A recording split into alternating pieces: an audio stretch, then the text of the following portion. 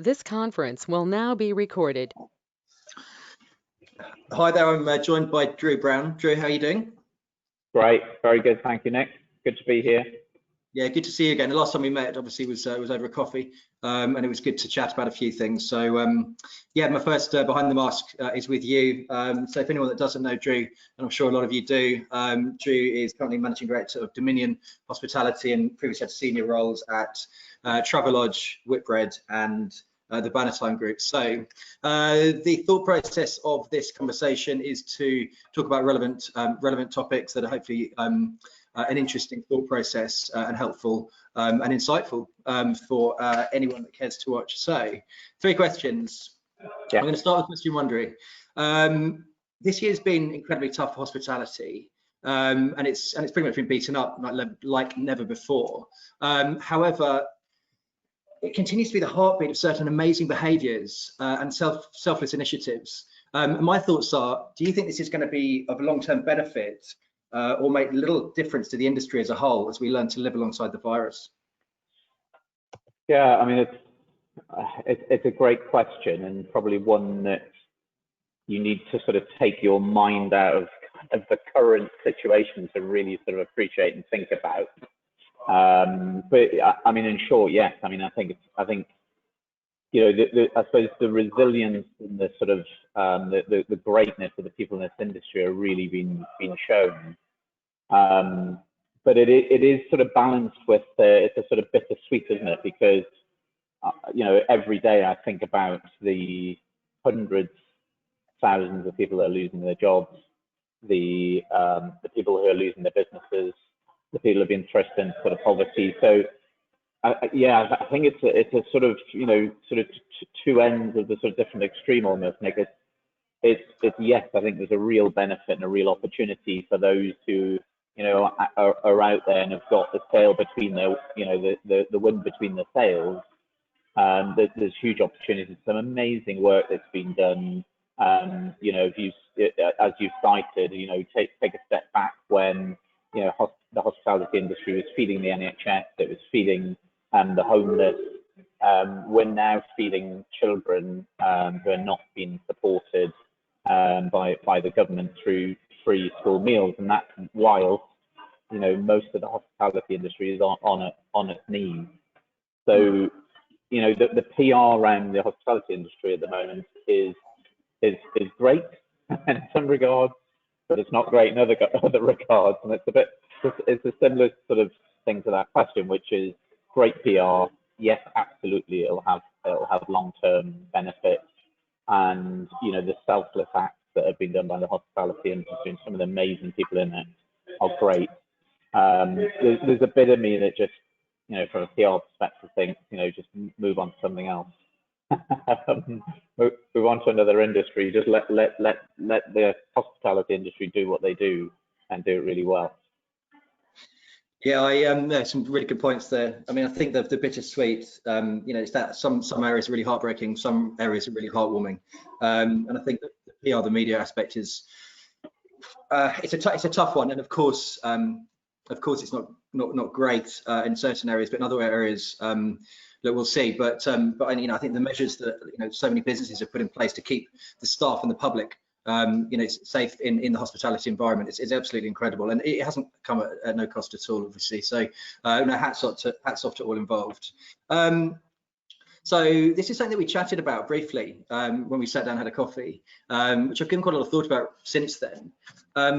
You know, and it's surrounding mental health in the media. And you know, my question to you really, Drew, is you know, why do you think that the media is something to be wary of, if you feel that way, in relation to managing, you know, individual positive mental health? What are your thoughts? Yeah, I mean, I suppose some days I feel that way, other ways I don't. You know, I've got a fairly obsessive following of the media. So, you know, I like to try and keep across all sort of social media platforms, you know, following what's going on in America, you know, clearly following what's going on in the UK, following now what's going on in each region. You know, as I'm sure, I mean, you know, I really feel for the sort of big nationals who, you know, got businesses in Scotland, businesses in Wales, all throughout the UK who must be pulling their hair out now with regards to, you know, the varying restrictions across their national business, which they're now having to deal with. So, you know, and I think the link to mental health is quite interesting, because there are, I'm sure everybody's the same, there are days where I've just had enough, you know, and I just can't take any more. I literally, you know, and I have to stop, I have to put the phone down, I have to turn the television off, you know, and I think you do get to that sort of saturation or sort of breaking point with the, I suppose, the volume of information. And as I said, because, you know, we're connected to the hospitality industry, and that's very much in the media.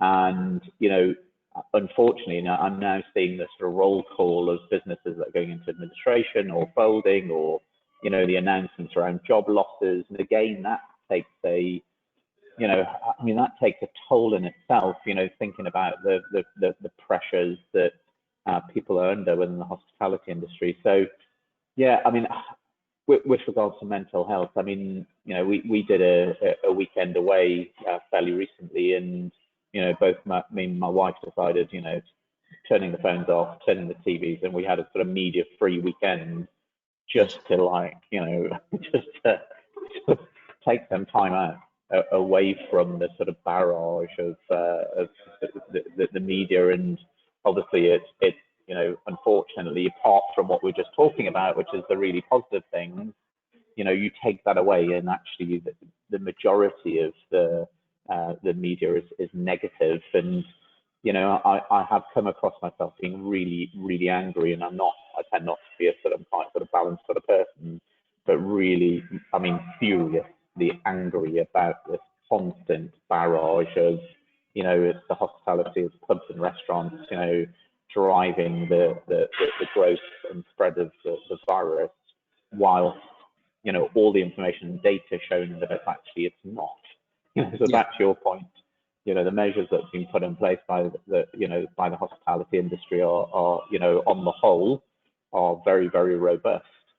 But the cases of infection across I mean, last week it was 3% from the NHS track and trace. I think you probably saw UK Hospitality just published some research this morning showing that a very, very small proportion of the workforce have actually contracted the virus. I think it's 0.48% of the workforce. So, you know, we've got this sort of building picture of the fact that hospitality venues are very safe.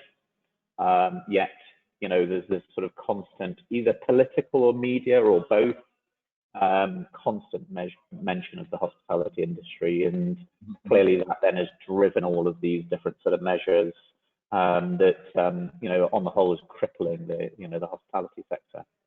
So it's frustrating, it's angry, you know, there's frustration, there's anger out there, you know, combined with this constant media barrage that yeah, I think you have to be really careful that doesn't start to really sort of impair your sort of mental well-being. And I think you have to really sort of keep a check of that, because it could drive you round the bend. I think it absolutely could, and I'll come back to that in a second, actually, Drew. But yeah, certainly from first-hand experience, seeing a couple of you know, my team that I'm fortunate to work with, just sometimes not having a great day. And you know, we've talked about the media and not looking at the media, and I've seen a refreshing side of that sort of self-management within people. So you know, it's that balance of, do you bury your head in the sand, or do you you know, does it become all consuming? And I think for an individual, you know, you work out for yourself what's the right thing for you, and hopefully sort of keep an eye on those around you, as I know we all do. So back to you, Drew, and thank you for incredibly insightful and open answers there. Your take on the importance of managing your own mental health, you know, with all the challenges of this year and the surrounding influence of the media. You know, why do you take it so seriously as a business leader, and what does this mean to you? I think, I mean, for me personally, I think it's been ingrained into me from a very, very early age around certainly physical well-being. And I've always been very passionate and very into physical well-being. And I think probably only recently sort of started to, I suppose when you're a bit younger, you're indestructible, you just keep going until we just keep going. You don't stop, you just keep going and going and going and going. And I think as you sort of mature, let's not call it as get older, but as you mature, I think you start to realize that actually your physical capacity actually starts to reduce. And actually it becomes really, really important that you have better sort of mental coping strategies for mental well-being. And this is just from a personal perspective. So, I've sort of switched quite a lot of my exercise around. So I'm doing a little bit more rather than the high intensity stuff, which I do still do, but I'm actually doing a lot more sort of yoga type exercise that then is, I suppose, giving me the head thinking space and the mental sort of downtime to sort of recharge, which I think is really, really important, really, really valuable. So I've sort of been drawn to that in terms of my own exercise regime. And I think, we talked about it, turning the media off for a bit. I've got young children. I mean, there's nothing more, I suppose, distracting from everything that's going on than reading, the Gruffalo at 7 o'clock at night with a 6-year-old. It really gives you, complete sort of peace and complete separation from what's going on in the working environment.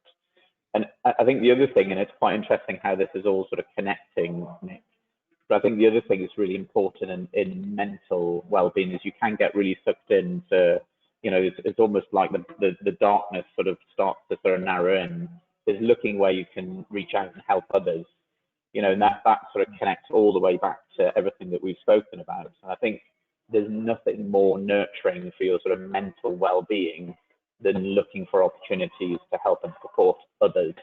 We are very good at that within the hospitality industry, as we've spoken about. But just thinking about, you as a person, how can I help? How can I help other people?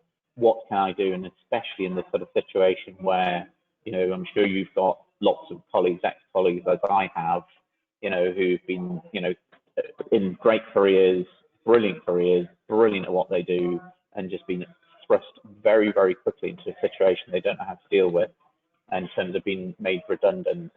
And we've got all of this talent now that's in the sort of in the job market, and so really important that we try and sounds a bit corny, but there's a hospitality industry, we try and put our arms around as many people as we can, as many sort of colleagues as we can, and try and help each other, because I'm a great believer in that sort of that repays itself.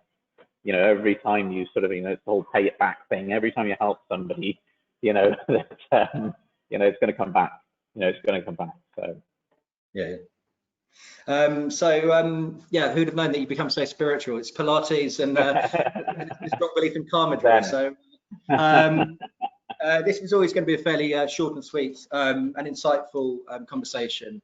In terms of what I've just taken out, what you've just said, all joking aside, the helpful side and how people are looking out for each other, it's a tricky one. I think a lot of us do have an eye out for each other, and just a personal thanks to you actually for taking time to sit down with me, talk this through, and put this together. So, obviously, when you're in the Godalming area next, do give me a shout. See when we can. We'll grab you a beer. My shout, promise, and I will look forward to that. So, look, for now, Drew, thank you so much, and we'll speak very soon. It's been a pleasure talking to you. Thanks, Nick. Cheers, Drew. Take care.